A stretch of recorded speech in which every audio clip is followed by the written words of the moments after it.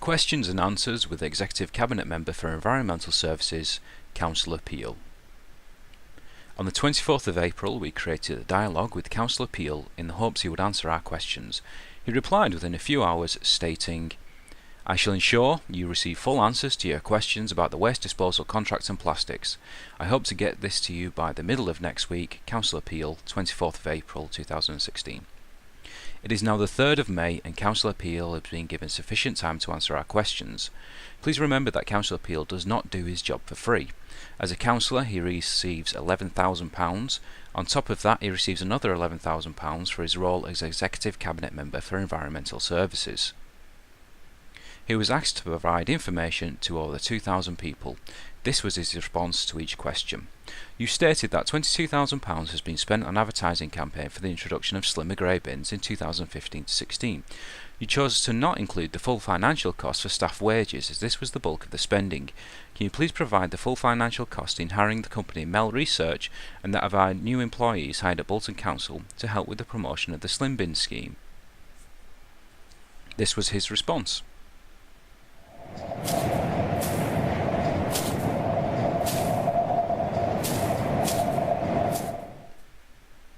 Bolton Council signed a 25-year contract with Viridor to only accept higher grade plastics.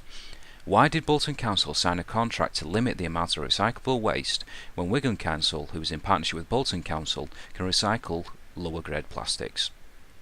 This was his response.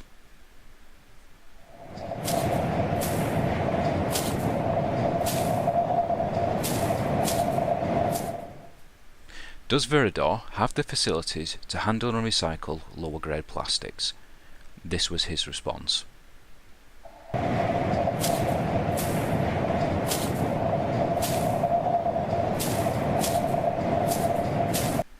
We are led to believe that Bolton Council has to legally abide by the 25-year contract for higher grade plastics.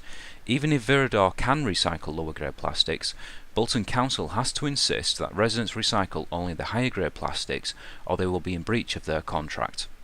This was his response.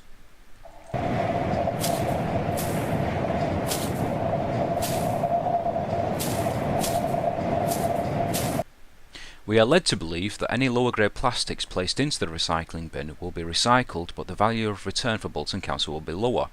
So there will be nothing stopping constituents from recycling lower grade plastics except your contract. This was his response.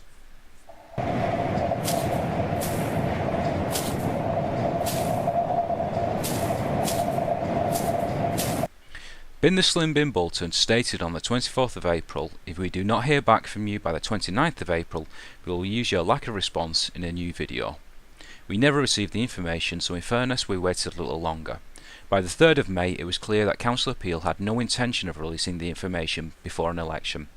We emailed him this morning and he stated, "The information is still being out together and I intend to send it to you when I am ready to do so. I do not for 1 minute expect any kind of fairness or balance from you or your site, so even if I had met your arbitrary deadline I doubt the answers would have been printed. Regards, Nick Peel." Now what's interesting to us is the use of language. Nick Peel said, "I intend to send it to you when I am ready to do so." We believe this was a little bit of a Freudian slip and that he already has the information, but he won't be releasing it until after the elections, which we believe is because there's some damaging information in there that could affect Labour. Now we come to our final point, exposing a lie that Nick Peel has been telling constituents about one of our videos. He said, "Your site is indeed being economical with the truth when it argues that you challenge Bolton Council to clear over 20 sites of tip waste without first pointing out that the sites are on private land, as advised to me by officers who have inspected each one, and without telling people that the council have no authority to clear waste on private land." Nicholas Peel. So we presented Nicholas Peel with GPS locations of the sites that we highlighted for clearance, along with a map provided from Bolton Council's own website that highlights the areas as being Bolton Council land. Now it is either the case that Councillor Peel is withholding the information before an election, or that, based on the information provided by Councillor Peel, staff must not respect him enough to promptly provide him with the information he requested. Staff are quite comfortable with lying to the Cabinet Member for Environmental Services.